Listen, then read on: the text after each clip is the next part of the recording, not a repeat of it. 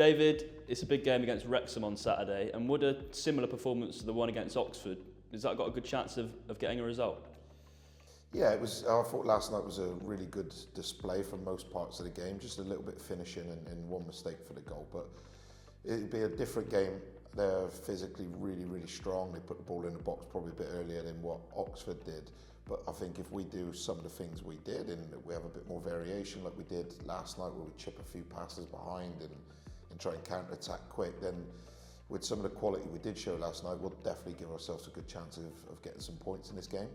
And Callum Morton came off the bench last night. What did you make of his impact, and how big of an impact can he have going forward?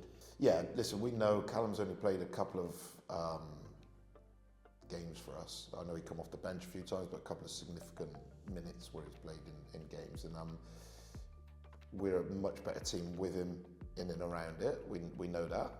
And him and Troy complement each other really well. And then you also got some like good subs to bring on and stuff like that. What I have to do right now is not rush him. So like Nathan Holland, although he broke down, we did a 30-minute and then a 20-minute, and unfortunately broke down. What you have to do with players is build them up. So he played 27 minutes last night. We hope to extend that. I'm not sure at the moment to what level we'll extend that, but having somebody with those skill sets would definitely help our team. And that is really exciting. And then when you get Matty Stevens back out on the grass today, and he should be starting to get on the bench against MK Dons, and then all of a sudden you're starting to look, and as a squad, we start to look stronger. So you've got people that can start, people that can impact, or you can rotate the team round depending on what the opposition are like and how you think you can hurt them. And we haven't had those luxuries for a little while, but I'm hoping and looking at the progress that they're all making, we'll have that soon. And once you start getting good players combining together, then you'll start picking up more and more points and scoring more and more goals. You speak about luxuries, and it was Ryan Ennis's first start for about 2 months, first start. So how important is it to have him and Geordie alongside each other? Yeah, massive. So when I looked and when I first come in and I saw we had Geordie and Ryan as two centre backs, and then after working with them briefly at the start of the season, I was really excited. I thought they'd be a really good pairing. And they worked really well together last night, I thought. So it's been frustrating that they've only played, we played 20 league games now, something like that, 19, 20 league games. I think they've played 4 together. Obviously the injury and the bad tackle against Swindon took Geordie out, and then Ryan had a stress response probably from really early in pre-season before we got there, and he was playing through the pain. And to miss those two was a massive blow, because they're your centre backs, your centre mids, and your centre forwards. I think Brian Clough said you give those in any team, and if they're the strong ones in your team, then you've got a good team. And I think we've missed all of those positions for long periods of this season. So to see them back last night working together, and they're not quite there yet. They're still working on relationships. Ryan's still working a little bit on his fitness, but as the weeks go on now, if we can manage them right and keep them on the grass, then that's only going to help our team. And we could see from the Walsall game, he comes straight on, he heads free away. Last night, he's so physically dominant, but also what people don't give Ryan credit for is he's quick. And then when you pair that with Geordie's toughness, with his quality of football, with his left foot, it's a good combination. So that will really help us moving forwards. And Kyle McAllister missed out with a back spasm. What's his situation ahead of the weekend? Yeah, so it's still spasming today. The good thing is it's not his hamstring, so there's no major injury there. What you have to do is, obviously, if you're spasming in your back, then you can compensate, and then you could get a second an injury. He isn't actually injured at the moment. It's just a real bad discomfort, which seems a strange thing to say, but actually we'll send him just for a quick scan on his back, but there'll be nothing there today. We just got to try and get that to settle down, and we don't want to force it and then him compensate on something and do a serious injury. So we'll see how that settles down. At the moment it's 50-50 for the weekend, but I'll know more later tonight, and then we'll make a plan with and without him and try and execute the best we can. And what do you expect from Wrexham? Really good team. Brilliantly well organised, really physical, but I don't want to just talk about physical because I think they have so much quality. So McLean, and obviously you have Mullins and Palmer, big, but they can play, and you can play into them, and they combine really well. They have the most crosses in the league. They obviously have the long throw.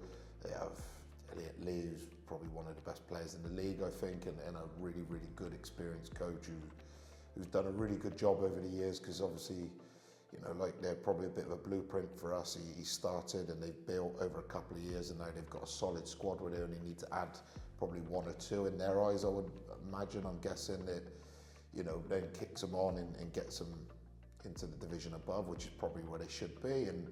And it's a really tough game, but one that we'll look forward to, one that probably the fans should look forward to, because it's going to be a big crowd, both ends. It'll be probably sold out, and one that I think we could go into and have a go at them, because the expectation isn't on us in our league position, with our injury situation, probably with the feeling around the club at the moment, but inside the camp, we think we're doing some really, really good things. We have to take our chances. Anybody who was at the game last night, not the ones that were just seeing the score come in, would have seen some really, really good parts of our game again. And I've met some brilliant fans over the last couple of weeks who were really supportive, and I think they could see it now, bar me telling people, kick it in the goal. There's not huge issues, and that's why the interviews sound the same every week.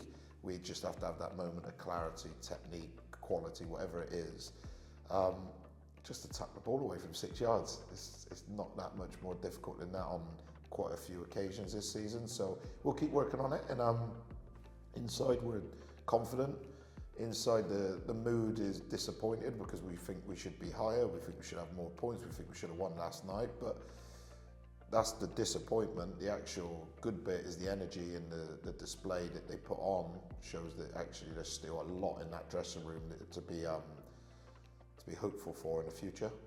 And you mentioned the crowd. It'll be over 4,000, our biggest of the season. Dare I say, there'll be a lot of first-time fans, a lot of people just from around Gloucestershire. So how much of an opportunity is it to put on a show and hope that these people come back a bit more regularly? Yeah, exactly. And what we have to do is we have to try and be as entertaining as we can. I said yesterday in the interview, I think probably people see results and then don't talk about entertainment, but we do create chances. We create quite a few chances, actually. We don't take them, so we need to do that to show people, especially the new and the loyal, faithful ones that turn up, that, you know, we convert those chances worth sticking with us, because one day when we turn this around, and hopefully soon, then everybody will have smiles on their faces. And then the next generation is always about, you know, showing the loyal fans that, you know, we are thankful to them, but also, you know, attracting the kids and making sure that they find it fun to come to Forest Green, because obviously that's the future of the club,